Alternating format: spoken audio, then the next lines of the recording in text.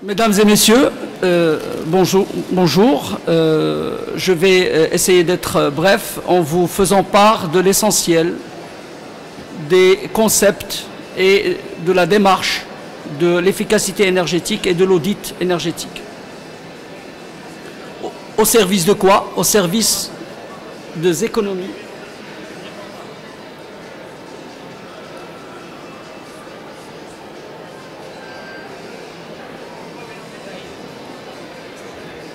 Tout de suite.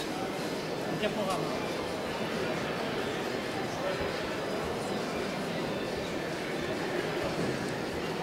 est sur le workshop d'efficacité énergétique. Votre présentation à laquelle? Ampère, oui. Et deuxième.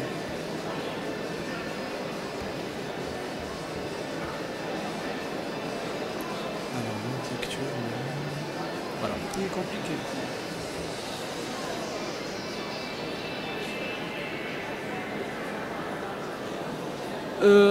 Donc ma présentation va comporter trois volets.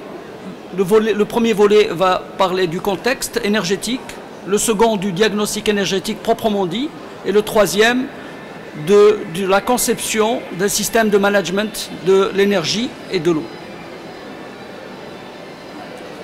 Alors, sur le plan du contexte énergétique, je pense qu'un certain nombre d'entre vous connaissent déjà les grandes lignes de la problématique. Une très forte dépendance à l'importation de l'énergie pour le Maroc, une croissance très importante de la facture énergétique qui est passée en très peu de temps de 18 milliards de dirhams à 87 milliards de dirhams en l'espace d'une décennie, et donc d'un grand déficit de la balance commerciale dû à cette facture énergétique. La croissance de cette consommation d'énergie sur la décennie, la croissance moyenne est de 5,7%, et le Maroc dépense pour chaque dollar de plus au niveau du baril, du prix du baril, 900 millions de dollars. C'est à peu près des choses qu'il faut retenir. Et donc d'où la nécessité pour le pays de s'engager le plus tôt possible, et c'est ce qu'il a fait, dans une stratégie à deux grands volets. Le premier, c'est maîtriser sa consommation d'énergie, et donc à travers l'efficacité.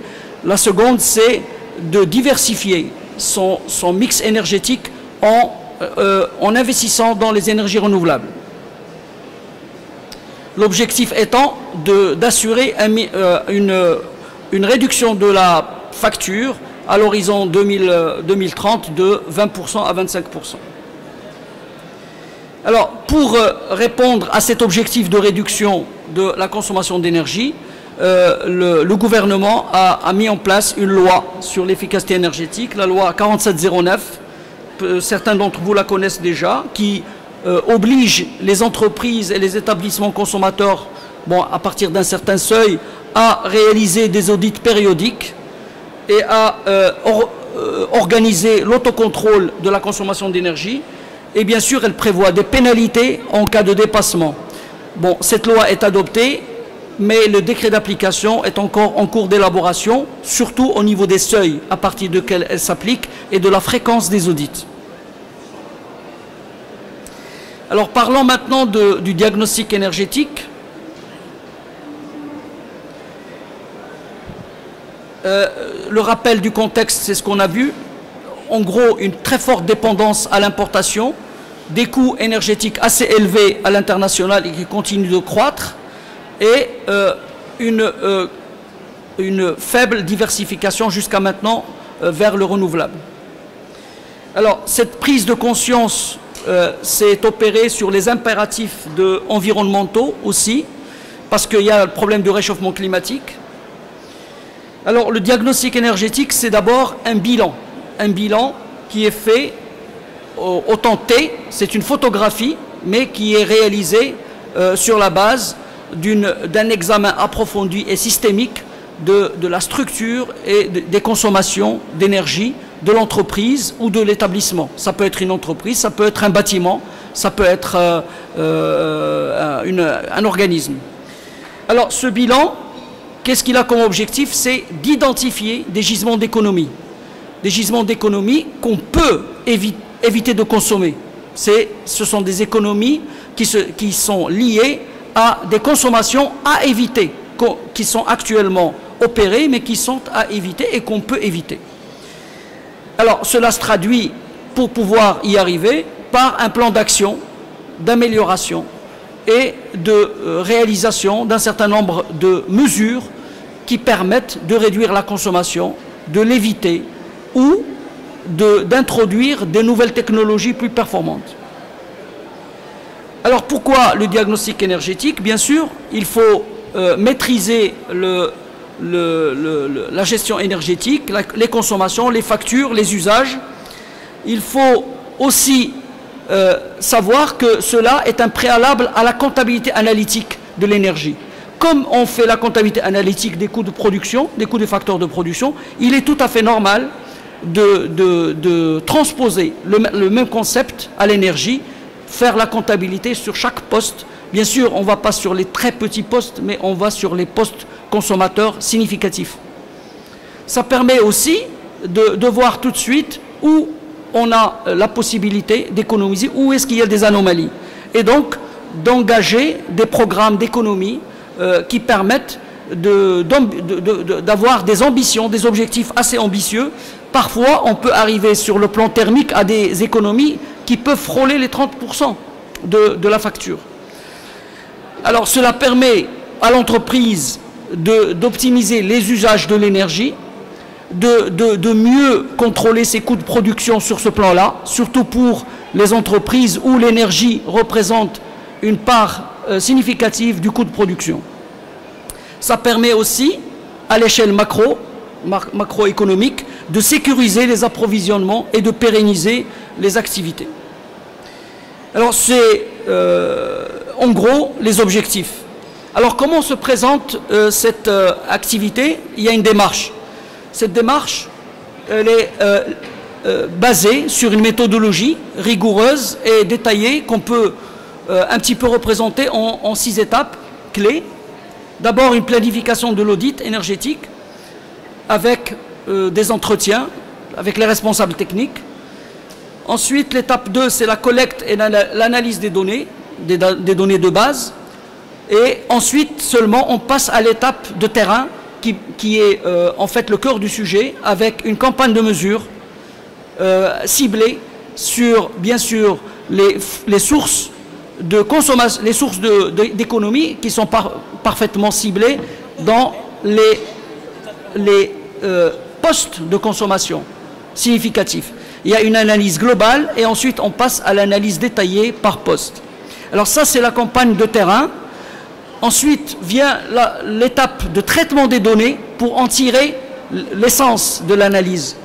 L'essence de l'analyse, c'est l'identification des gisements d'économie au niveau, bien sûr, des postes consommateurs, mais aussi au niveau du process dans son ensemble, de la structure de production, en liaison, bien sûr, avec les responsables du process. Parce qu'on ne va pas proposer des opérations qui sont à l'encontre des objectifs et des contraintes du process de l'industrie.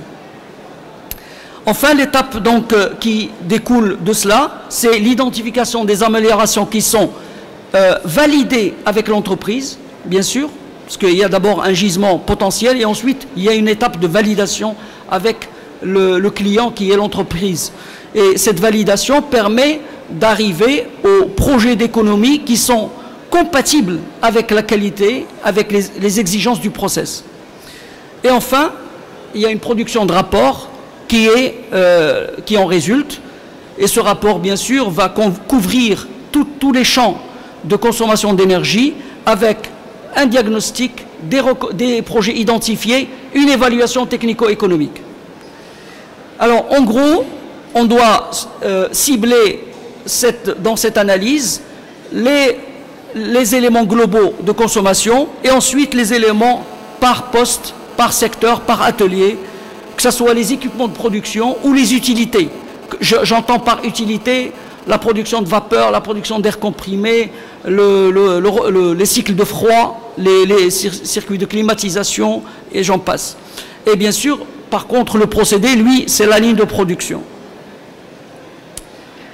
Alors, la première étape, bien sûr, ou les deux premières étapes, il s'agit d'identifier les documents et les données de clés de base avec le plan du site, bien sûr, et la désignation des locaux et du périmètre de l'audit. Et cela permet aussi de voir et de recueillir les factures de gaz, d'électricité, de fuel et d'eau. On n'oublie jamais l'eau dans ce domaine. Et bien sûr les données générales de l'entreprise, mais ça c'est trivial.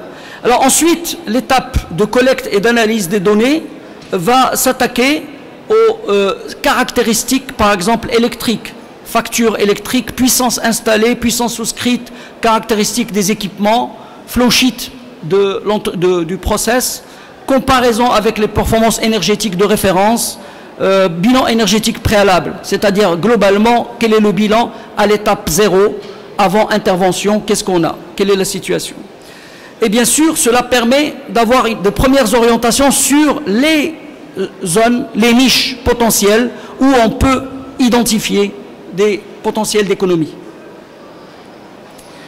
Alors l'étape de terrain qui vient après et qui concentre vraiment l'effort en termes de technique, c'est l'étape de campagne de mesure qui dure plusieurs jours dans l'entreprise et qui permet de quantifier l'état du bilan énergétique, qui permet aussi tout de suite de voir les anomalies, de les détecter. Et cela a été appliqué dans différents types d'industries, et y compris dans le bâtiment, dans le tertiaire, dans le bâtiment tertiaire. Alors, exemple d'illustration, c'est l'analyse de l'appel de puissance que vous avez ici, l'appel de puissance comparé avec la puissance souscrite toute l'année pour voir les possibilités d'amélioration sur ce plan-là. Ça, c'est les résultats types d'analyseurs de réseau électrique qui permettent de mémoriser plusieurs jours le fonctionnement, par exemple, d'un transformateur. Mais on peut l'appliquer à un transformateur comme on peut l'appliquer à un appareil en soi, un compresseur, ainsi un groupe de froid qui fonctionne. Vous avez des changements et des variabilités temporaires et si vous voulez, de tranches horaires qui permettent ensuite, après analyse, d'identifier les possibilités d'économie et les anomalies potentielles. Alors, une fois qu'on a fait ce travail, l'analyse, bien sûr, de toutes ces données conduit à l'identification des améliorations. Alors, il y a trois types d'améliorations. Alors, selon, bien sûr, sur la base des mesures, sur la base des études de terrain, des documents, de l'expertise, on va déterminer des actions d'économie à mener sur le procédé, d'une part, et sur les utilités, d'autre part. Les utilités, c'est ce que je vous ai dit. Production de chaleur, production de vapeur, production d'air comprimé, production de froid, système de réfrigération, de climatisation. Tout cela, c'est des utilités. Par contre, il y a des actions spécifiques au procédé. Là, il faut agir en fonction des contraintes du procédé pour pouvoir, si vous voulez, valider des opérations tout à fait réalisables techniquement, économiquement et sur le plan aussi contrainte du process. Alors, trois types d'actions sont généralement identifiées. Des actions qui sont sans investissement, qui sont très faciles à faire, qui relèvent du contrôle des équipements et des factures énergétiques. Il y a bien sûr la formation et la sensibilisation, parce que quoi qu'on fasse, même quel que soit le degré de sophistication de la technique, le facteur limitant, ce n'est pas la technique, c'est l'homme. Et donc, si la ressource humaine n'est pas formée, n'est pas sensibilisée à cette démarche d'économie d'énergie, de préservation si vous voulez, des meilleures performances, on peut faire ce qu'on veut, on peut faire les audits qu'on veut, ce n'est pas pérenne. Ça va marcher le premier mois, le deuxième mois. Donc, il est tout à fait nécessaire de prendre conscience que le facteur ressources humaines, sensibilisation, formation est primordial pour réussir l'amélioration des performances. Ensuite, il y a l'optimisation et la renégociation, par exemple, des contrats électriques, de fourniture électrique ou de fourniture d'énergie. Alors ensuite viennent les actions avec un faible investissement, c'est par exemple la régulation des systèmes en fonction des besoins. Exemple, la climatisation. On peut jouer sur les paramètres de climatisation pour améliorer les performances. On peut jouer sur les paramètres de l'air comprimé, les paramètres de fonctionnement, de pression, de charge.